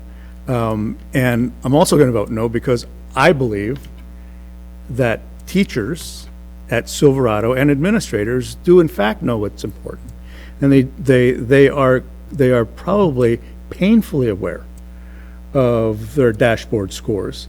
So to characterize them as not caring or not knowing what their own problems are, I think creates more issues than it solves. So And simply, this is, simply my opinion, but I will vote no on this motion. And just to express my opinion with regard to denying the claims, though, I echo Mr. Jose Hurtado, and it's basically there is a domino effect here. So if the student isn't in the classroom, then that's the reason why they're not achieving. So just like we've identified our our achievement, number one, you've said it a couple times, Mr. Gracia, but we can't get there if they're not sitting in their seat. So they've identified that they're not sitting there, and so they need to concentrate on achieving that the child gets to school and maintaining that, and then we can start working on, of course, that educational gap of math and English. If I can make a comment, I'm looking at the 2019 gap report, and they actually increased in math from orange to yellow. So they were orange in 2018, in 2019 they're now yellow. And I also want to clarify a direction that was given to the principals, that they had to have goals and strategies on any indicator for which they were red or orange, or school-wide, or for a subgroup. So the focus of Silverado on chronic absenteeism, which is still red in 2019, is appropriate given the directions that we're Okay. Thank you for clarifying. Thank you. So I think we still need to vote. So that would, so I have a first by Mr. Gracia, and then a second by Mr. Shunk. All those in favor? Hold on, I wanted to say a little something more. So, chronic absenteeism is only one of the many goals that they have identified in their plan. And certainly it's an important one, of course, but of the many goals that they identified, none of them have to do with improving math scores at their school. And some of them have to do with silly things like getting handouts back to people at back to school night. I think we're kind of missing the boat here on this one. I mean, yes, there are some things about chronic absenteeism in there, but that's only one of many of their goals, and some of them don't seem to make a lot of sense when they're missing the big ones and they have these other goals like getting handouts to people at back to school night. Any other discussion? Mr. Gracia, I'm not missing anything, just, Okay. So I have a motion by David, a second by Mr. Shunk. All those in favor? Aye. Abstentions? Noes? Oh, opposed, excuse me. no. No. Student? Okay, motion does not carry. So I would like to move that we accept the single plan for Silverado.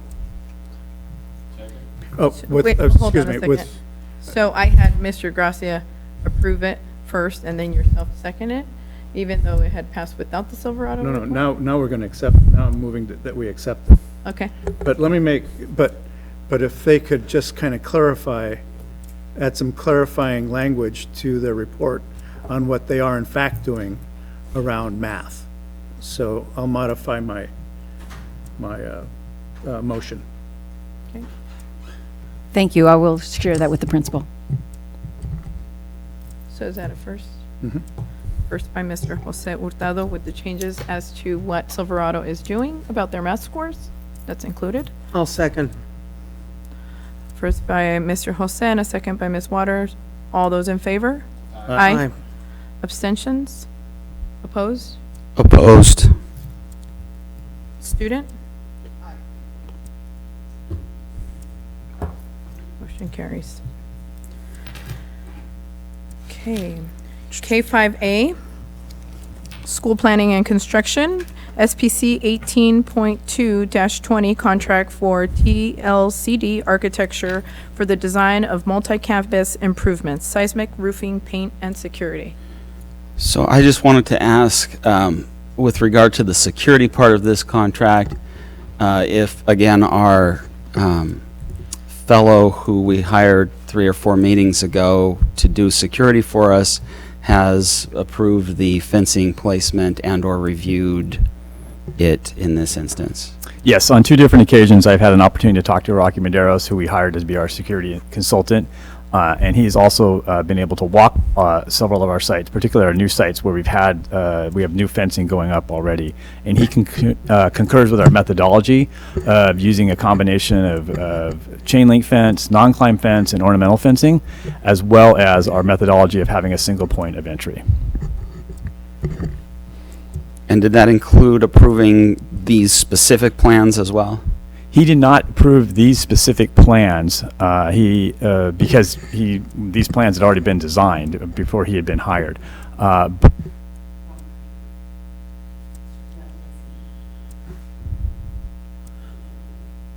Well, that's true. Okay, so on the TLCD project, sorry, on this particular project, he will be able to approve these plans. That's correct. I thought he was speaking about, thank you, Shearer and McPherson.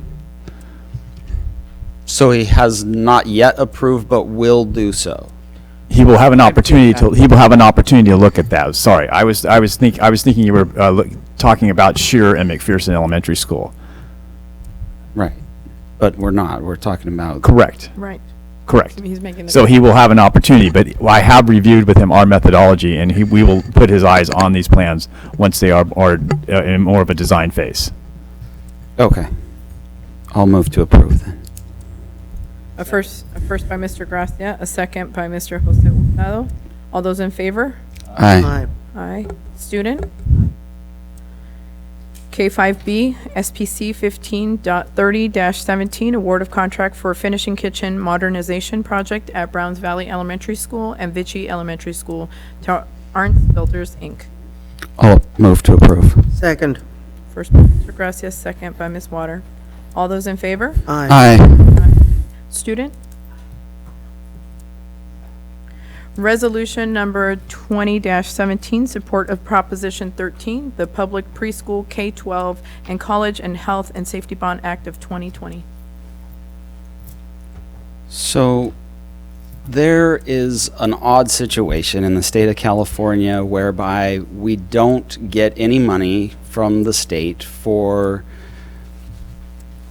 improving our infrastructure. We can't build new schools, we can't maintain the schools that we have, and this is a problem. And so the only way to make those things happen is through bond purchases. Bond money has to be approved in order for schools to be able to do those very important things. And for that reason, I would support the Prop 13 resolution. Unfortunately, the resolution as drawn up tonight includes a lot of extraneous information and some things that I'm not sure are even, quite frankly, true. And so I have problem supporting our resolution as written, despite the fact that I would support the Proposition 13 bond getting passed. And so while I do support that goal, and I do hope that it does pass so that we can do important things like keep the roofs at our schools from leaking and, fixing up some of the seismic deficiencies that have been identified at our various schools, I don't believe that I can support the resolution tonight as written, as I just don't find the language to be compatible with something that I can vote for. Had it been maybe a more narrowly tailored proposition or a supporting resolution, then I would happily have voted yes for it. But tonight, I will not be voting in favor of this item despite my support for Prop 13. Any other discussion?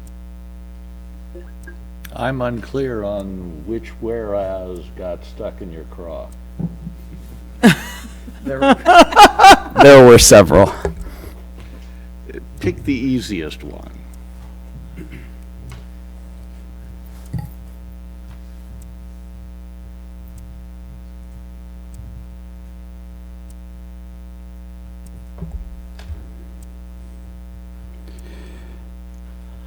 Whereas these 306,000 jobs will be created throughout California and will include almost all building trades. I don't know if that's true. There's no documentation to support that.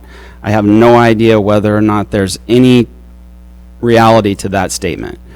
Also, whereas 17,000 middle-class jobs are created for each $1 billion in school facility infrastructure investment. Again, I have no idea if that's true. I have no way to analyze or support that in any factual way. I'm just uncertain that that has any actual truth behind it. So again, I have no information provided. There's no footnotes. There's no other documentation to show that that somehow is going to come about.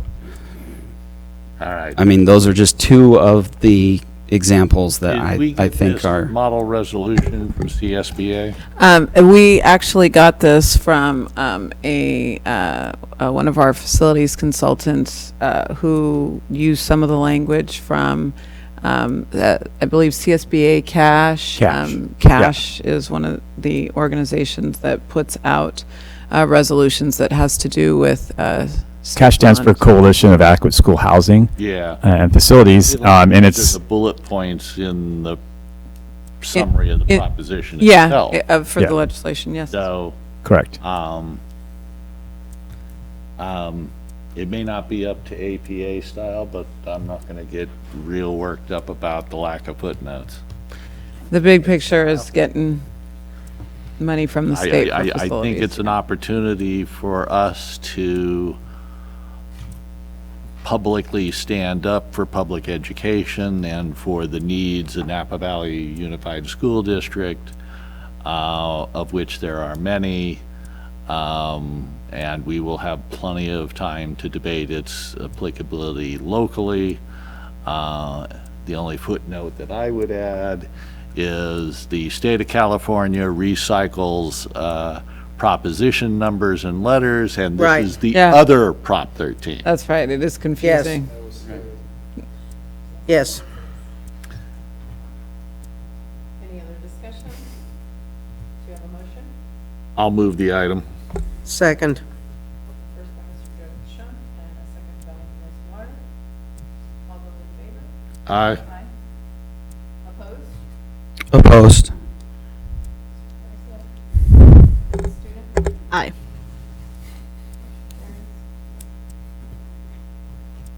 K5D, public hearing and approval of resolution number 20-19, approving the easement of two Pacific Gas County. So moved. Whoa. You gotta have the public hearing. Then Oh, you get to sorry. move the resolution. Forgot about that. I open public hearing. Anyone have Leslie. any comment? I'll close public hearing. Now I'll move. I think you have a motion. I have a motion by And I'll give Mr. you a Gras- second. Mr. Gracia, and a second by Mr. Joe Shunk. All those in favor? Aye. Aye. Aye. It's a resolution. It's a resolution, we need roll call. Sorry. It's okay. Trustee Water? Aye. Trustee Hurtado? Aye. Trustee Martin? Aye. Trustee Shank? Aye. Trustee Gracia? Aye. Student Trustee Madrigal? Aye. Okay. Additional suggestions and comments from the board? Well, I was glad to see the two young girls from Harvest Middle School come and talk to us about dress code. I was one of the enforcers at Napa High, and although, you know, I didn't single out the females, there was plenty to complain about with some of the young men. This is one of the issues. I went to a workshop that said things that will be coming down the track at school boards, heads up, and one of them was, it isn't just dress codes for students, but, you know, dress codes for teachers are being, you know, and basically, generally the way you present, particularly hairdos and that sort of thing. So, you know, I'm glad that they, you know, brought it up, and as far as the ripped jeans go, I was in a store and the majority of jeans I saw were already ripped. So I don't know what the kids are supposed to do. Buy a new pair of jeans and go home and sew them up so they don't get in trouble? I don't get it. So anyway, it's always nice to see young people at our meetings. Any other discussion? I have a comment. I just wanted to thank the board for their support over the course of the last year. It was a tough year, and I certainly couldn't have done it without you all. So, staff also for preparing us and me for the hard subjects, hard issues that we had. So, a deep felt thanks to everyone. And a little truth in lending here. When I was student body president of Salina High School, I raged against the machine all about dress codes back in the 70s, so you can imagine what that was about. So I support those young ladies in their activism. Thank you. Future agenda items. If it's okay with the board, I'd like to discuss seating, possibly as a future agenda item for the seating here on our board, on our panel, excuse me. Okay. Okay, and do I have a motion to move into close? So moved. Second. Second. Goodness. I have a first by Mr. Joe Shunk and a second by Ms. Water. All those in favor? Aye. Aye. We're adjourned to close. Let's make sure Kara gets all the. She's gonna do it over there. She's gonna, yeah. She's gonna go with us. Trap us in a small room. Now, she thought this was an ideal strategy. All at a table with pens.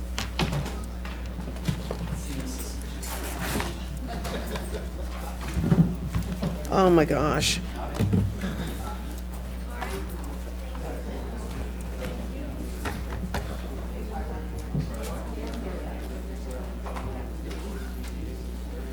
Oh God.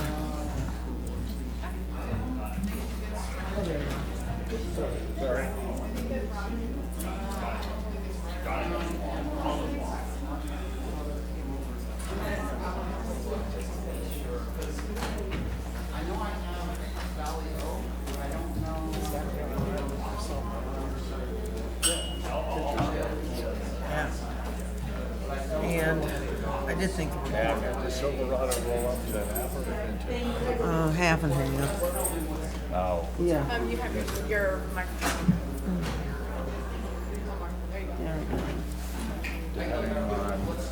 Yeah, I mean, I don't know, half the, we had kids from Silverado at Napa High, but come to think of it.